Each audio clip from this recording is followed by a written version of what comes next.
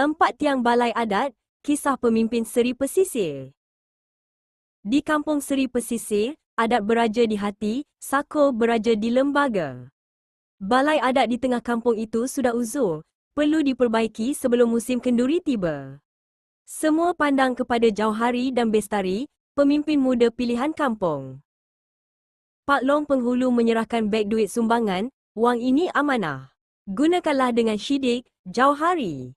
Jangan kurang walau sesen. Jauhari angguk tegak, rasa berat di bahu. Ini adalah tugas pertamanya sebagai pemimpin. Jauhari segera mencatat semua perbelanjaan di buku. Membeli papan yang paling baik, membayar tukang yang adil upahnya.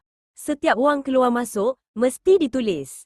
Ini namanya syidik, jujur dalam setiap kiraan.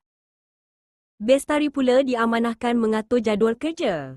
Ada yang sibuk di ladang, ada yang menjaga anak. Semua kena adil, kena ikut kemampuan. Ini bukan kerja senang, tapi mesti amanah, kata Bestari dalam hati. Jika Jauhari jujur dengan wang, Bestari jujur dengan masa dan tenaga orang kampung. Dia pastikan tiada siapa yang merasa terbeban atau terabai. Mengurus orang dengan adil, itulah makna amanah. Suatu petang, timbul masalah. Atap yang dibeli Jauhari kurang.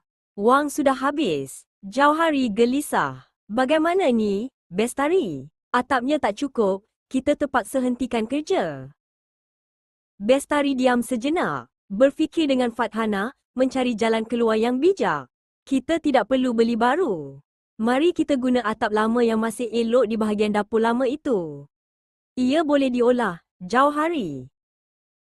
Jauhari setuju. Tetapi, bagaimana nak meyakinkan tukang kayu yang sudah letih?